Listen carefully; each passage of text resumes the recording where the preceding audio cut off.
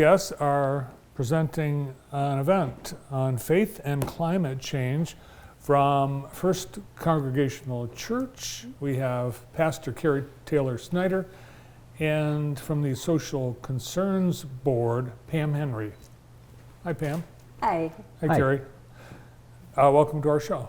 Nice to be Thank here. you. Thank you. Our downtown neighbor, First Congregational Church, putting on faith and climate change.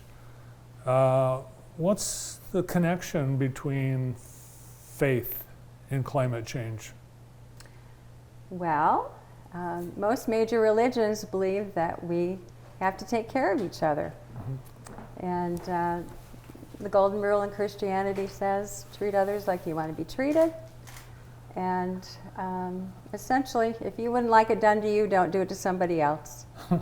And our Native American brothers and sisters say, respect all living things. So we believe that we have a responsibility to taking care of our climate, because the impacts of climate change are going far and wide around the globe, and they have some real dire consequences, as we know, for people who are not able to adapt and not able to escape.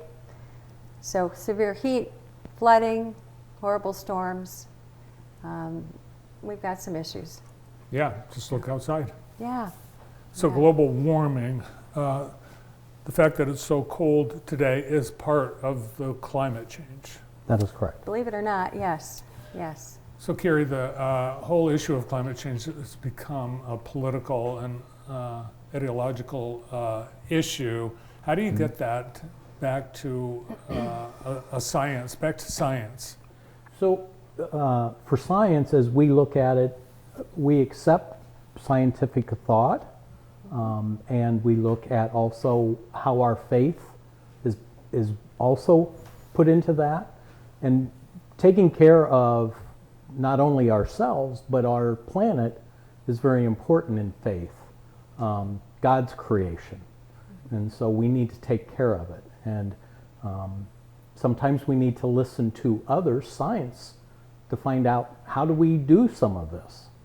And so that's where we're coming at this event, is how can we use our faith with climate change, and what can we do as an individual, and then also looking what can we do community-wide or nationwide or worldwide. Great. So we have a flyer of the event, and someone from CCL, Citizens Climate Lobby, Mary Garton, is speaking. Tell us, what is Citizens Climate Lobby, and what's Mary Garton going to talk about? It's a not-for-profit, non-denominational, nonpartisan organization that brings together people who want to make some systemic change by lobbying and doing some advocacy to persuade legislators to try to make better choices for climate change.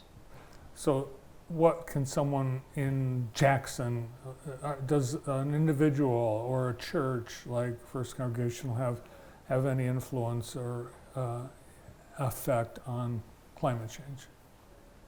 So very simple things, not wasting water, putting aerators on your faucets helps reduce the amount of water we use. Changing to CFLs or LEDs from incandescent can reduce your energy use. Number one, that's good because the bills go down, hopefully, but at the same time, we're using less energy, we're using less resources to produce that energy. This event will have a soup and salad luncheon. Yes, so yes. You've got some attractions to get people to come. Ken Grinnell is the superhero at our church. He makes really good soup that he serves at our Tuesday lunch program. And he's going to make it early, and it's going to be delicious. So we hope people will come and join us. Well, you guys are known for your popcorn at community events that are in your front yard at Horace Blackman Park. So yes, you've got a track record feeding people. We do. Yeah, we do. Yeah, I think it's interesting that you have something called a Social Concerns Board at your church, and how important is that? is that as part of your mission as the church, or a group of people that have decided to take that on? How did it come about? Oh, it's been a long-standing board at our church, ever since, well, long before you were there, Long long before before me. I was there. Yes. They've been very active with social justice movements. Obviously, the Tuesday lunch program is huge. We do as much as we can in the community. This, to it's, a reach out. it's a luncheon and a Yes. speaker, Yes. and there's no cost. No That's cost. correct. That's correct. We just hope people will come. All right, noon till about Yeah, probably 2 o'clock or so. right downtown. Throughout the year, you guys, as you mentioned, your Tuesday soup luncheon for the community. Mhm.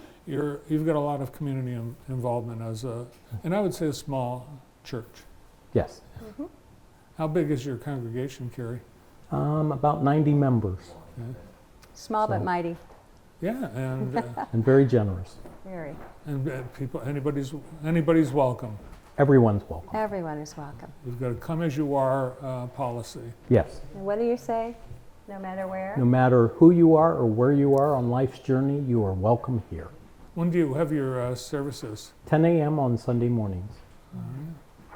People just need to show up. Do you want reservations or? Oh, that would be lovely, but Okay. if they want to come and join us for worship at 10 o'clock, that would be awesome. They can stay for coffee hour and be there for lunch and the presentation. Well, I'll be interested to hear how it goes. I don't know if I'll be able to make it, but it sounds like you've got an interesting topic. I think we do. Thank you. Thank you so much. Yeah, you can call the church if you want to let them know you're coming at 784-8577, or you can visit jacksonucc.org. Jackson's oldest church. Thanks for coming in today. Thank Thank you you. very much Thank you for for having having us.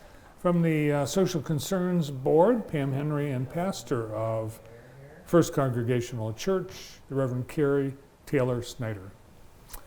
I think we've got time for one more, maybe two guests we have from Big Brother.